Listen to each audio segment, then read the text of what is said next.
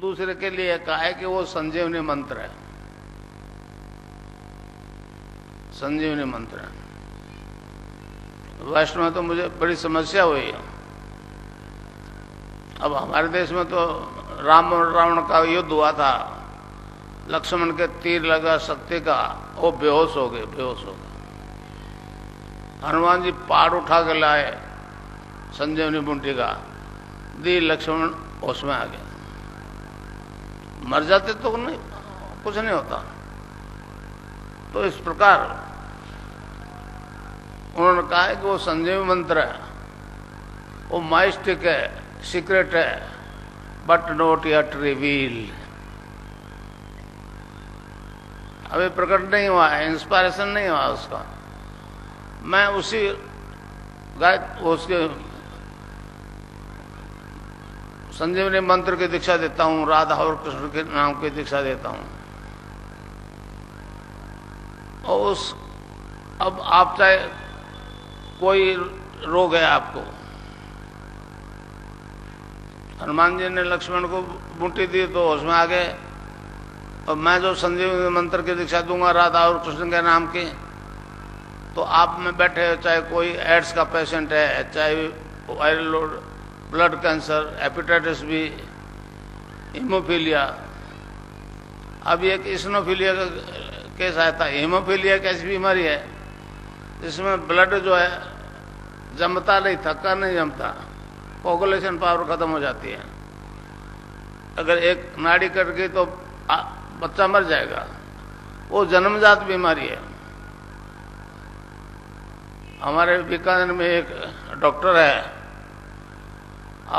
अब्दुल अजीज Sulemani, government resist है वो।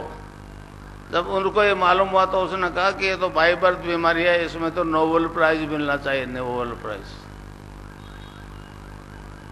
मैंने कहा 17-18 मिले होंगे नोबेल प्राइज, एक HIV पॉजिटिव को नेगेटिव करके बता दे दुनिया। मैंने तो हजारों ठीक कर दी, समझा। तो ये सिद्ध योग है। सिद्ध योग का मतलब है मैं आपको दूंगा कुछ नहीं। मतलब हमारे ऋग्वेद में मनुष्य की संरचना वो 7 कोषों से है। पहले मैटर शुरू करता है, अन्नमय कोष, प्राणमय कोष, मनोमय कोष और विज्ञानमय कोष। आनंदमय कोष, सत्यमय कोष और चित्तमय कोष और सत्यमय कोष। तो चारों कोषों का विकास नहीं हुआ आज तक। हमारे देश में एक याज्ञवल्क्य ऋषि हुए हैं, उन्होंने आनंदमय कोष चेतन किया है महर्षि अरविंद के मुताबिक।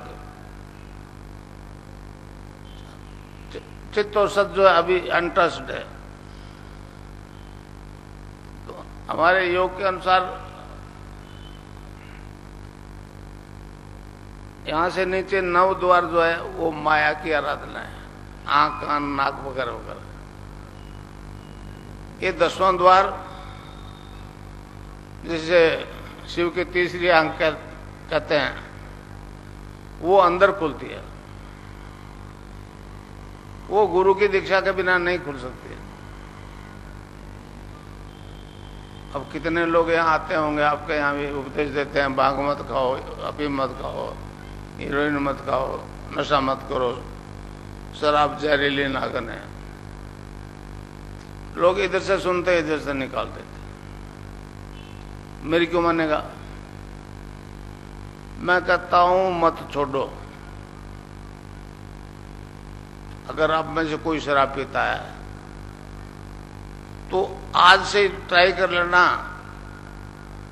एक की बजाय 1.5 बोतल शुरू कर देना, मगर नाम जपोगे नहीं तो नहीं छूटेगा।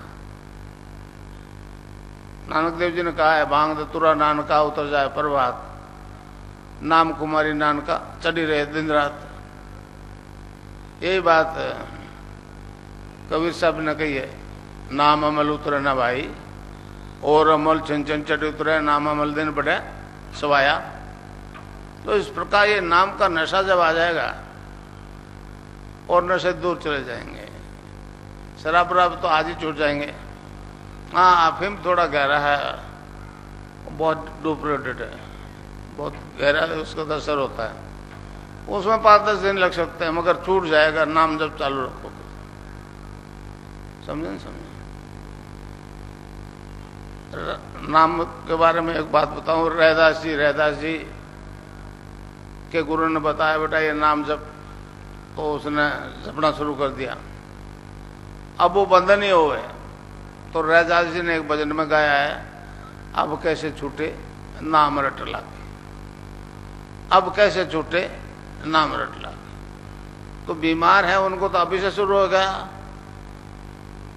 और बीमार नहीं है उनको थोड़ा 15-20 दिन में ध्यान करना पड़ेगा, और काम करते रहो।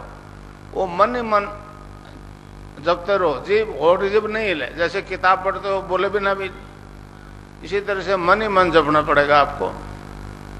वो अजपा शुरू हो जाएगा, और मैं यहां दिख जाऊंगा। फिर कुंडलिनी जागृत हो जाएगी। ये आंख खुलना और कुंडलिनी जागृत होना साइमल्टेनियसली एक साथ होता है। अभी होगा योग। एक खेचरी मुद्रा और लगती है, उसको हमारे योगियों ने, खेचरी मुद्रा में क्या होता है, जीभ पीछे खींचती है और सख्त होकर ऊपर तालू में धस जाती है। ऊपर एक पर्टिकुलर पॉइंट को पिंच करती है, उसमें से एक रस टपकता है। उसका स्वाद बाहर किसी वस्तु में नहीं होता। गोरखनाथ जी ने कहा है, गगन मंडल में ऊंधा कुआ, ता अमृत का वासा, सुगरा हुए बरबर पीवे, निगुरा जाए प्यासा। तो अब वो ये अमृत है, तब फिर दूसरा जन्म क्यों होगा?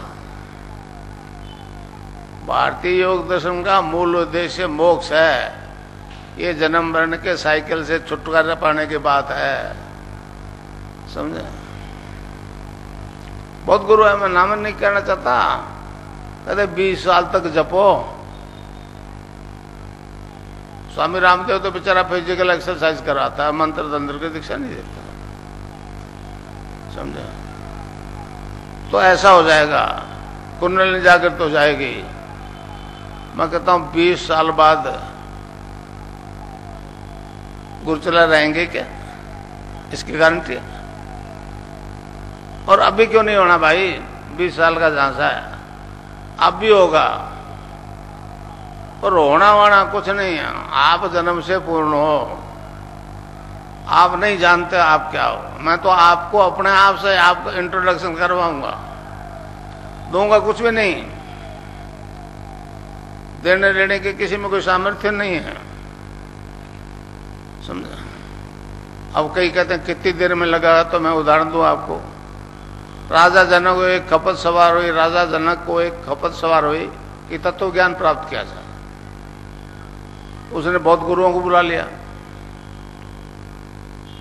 वो नहीं बता सकते। इतने मुद्दर से अष्टावक्र जी आ गए।